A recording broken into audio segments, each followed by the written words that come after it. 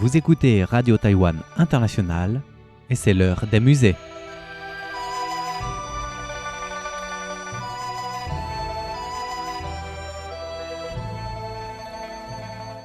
Chers amis francophones, comment ça va? La semaine dernière, nous avons entamé notre voyage avec le 4e signe du zodiaque chinois, le lapin. Aujourd'hui, l'aventure se poursuit. Les significations culturelles symboliques associées au signe du lapin sont étroitement liées au comportement naturel de cet animal, notamment sa vigilance, son intelligence, sa prudence et son agilité. Le lapin se distingue par sa capacité à percevoir son environnement grâce à ses oreilles hypersensibles et ses yeux aiguisés.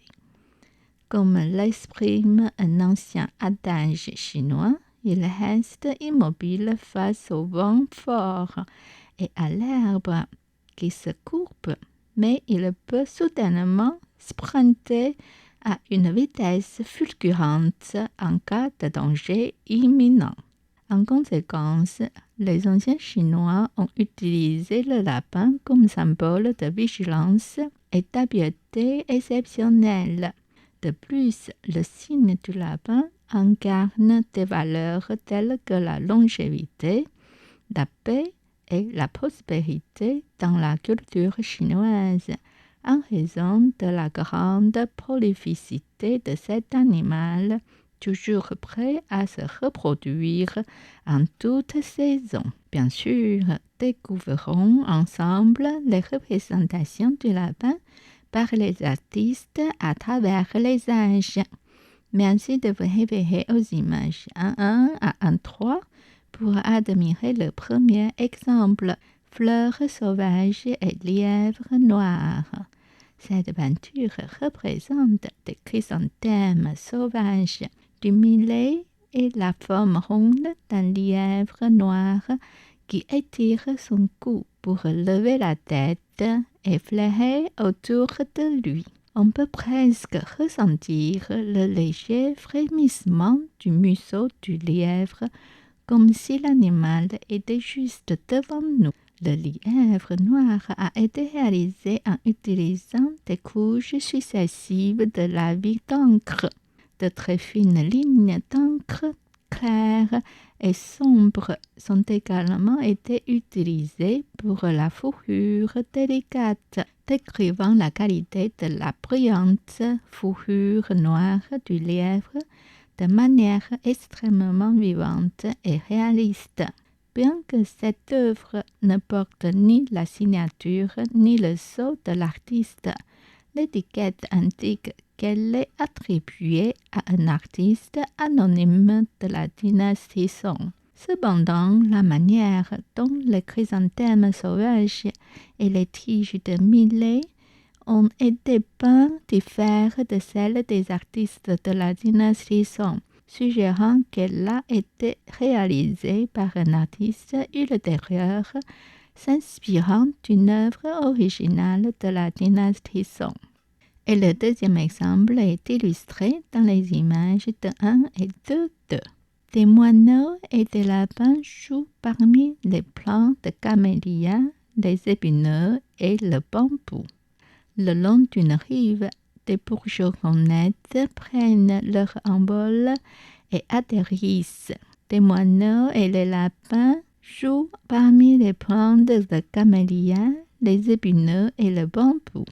La peinture décrit de manière appropriée les attitudes détendues des animaux dans un cadre naturel. Et le troisième exemple est illustré dans l'image 3. Pie et lièvre. En tant que peintre, Cui Bo avait un talent particulier pour peindre des oiseaux, des animaux, des fleurs et du bambou de la dynastie Song. Cette peinture représente une paire de pies sauvages, l'une d'entre elles planant avec les ailes déployées, tandis que l'autre pousse un cri depuis une branche. Sous elle, un lièvre relève la tête en jetant un regard en arrière en réponse. L'équilibre intime et l'interaction des différents éléments picturaux confèrent à l'aventure une sensation de vie. Et le travail délicat du pinceau pour les pieds et le lièvre contraste harmonieusement avec le coup de pinceau plus grossier pour la pente et le tronc d'arbre. Et le quatrième exemple est illustré dans l'image 4 de lapin sous le chrysanthème. Tao Cheng était un excellent poète et était également doué pour la calligraphie en écriture sigillaire et chancelière.